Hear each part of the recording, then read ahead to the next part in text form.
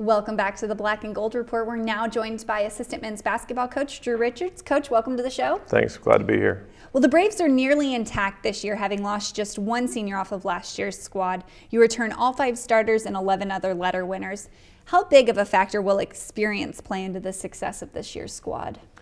Obviously, with a year under their belt, some of our players hopefully have grown up a little bit more mature, and I think you can see that maturity so far, not only in practice but also in our exhibition games we played so far. But having guys that are a little bit more seasoned going into tough road games, tough conference games, it gives us as a coaching staff and the players also a confidence going into those games, knowing they've been there before, they've seen the gamut of situations they'll encounter in those games, and so going into that year of maturity, as minute as it seems, it actually makes probably a big deal of difference.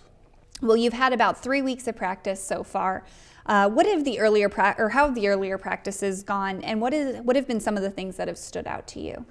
As far as practices go, it's actually been pretty nice. We talk about that year of guys, that maturity, and in practice with players that have been around a while, when you call out a drill or say we're going to do this and that, they've already been through it. So it's been helpful as far as transitioning, with having a smaller amount of new guys and a bunch of returners going into these drills, going into situations in practice, going down offense, defensive schemes. They've all been through it. So early in practice, we really tried to harp on defense so far this year. Offensively, with the system we run, we're going to score enough points to win most games.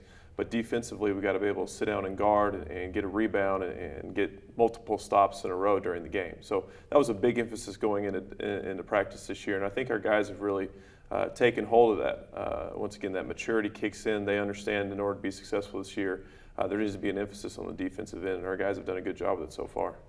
Well, your team's already played a pair of exhibition contests last week.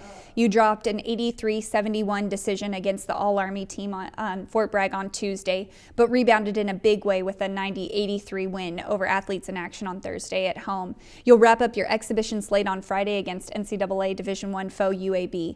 So what goes into planning your preseason exhibition schedule, and what do you get from playing teams such as Athletes in Action and UAB? Teams like the All-Army team, like Athletes in Action, they're older teams. They have high-level Division II, former high-level Division II, Division I, 4-year guys that have experienced everything and that NCAA basketball can send in their way, and most of them are either professionals or have signed professional contracts or waiting for their first professional contract. So they have more experience than most of our guys, and so their ability to execute not only both ends of the floor, but then exploit our weaknesses this early in the season was great for us. During the All-Army game, we're losing by 10, and we're sitting over there as staff going, God, this is the best thing that could happen to us right now, because we get to see what we need to work on. And we told the guys after the game, we're still 0-0. This doesn't go on our record. This is pretty much a scrimmage, the best practice we can have. And going into Athletes in Action, obviously I think we beat them in 5 years.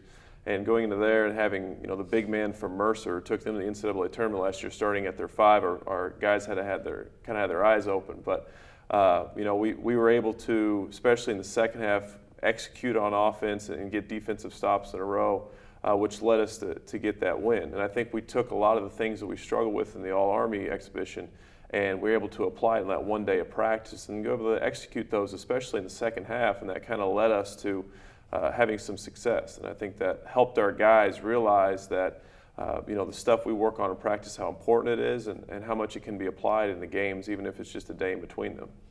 Well, let's break down your team beginning with the front court. You returned 2 seniors inside with Reggie Cobia and Ben Jacobs, as well as 2-year starter Brandon Winford.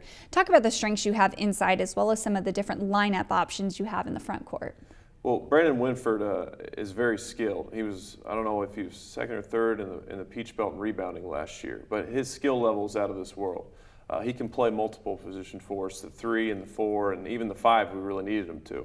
So he kind of brings that aspect to it. Well, Ben Jacobs is that blue-collar, gritty, take charges, snag those loose balls, grab rebounds kind of guy, and he'd been going through some injury trouble at the beginning of the year, but he's really become healthier and really stepped forward. Kobe has really worked his tail off at the beginning of this year in the preseason and individuals and conditioning. I think he's probably in the best shape he's ever been in. And as far as skill development wise, his skill level is as high as it's been as well. And that's a testament to how hard he's worked.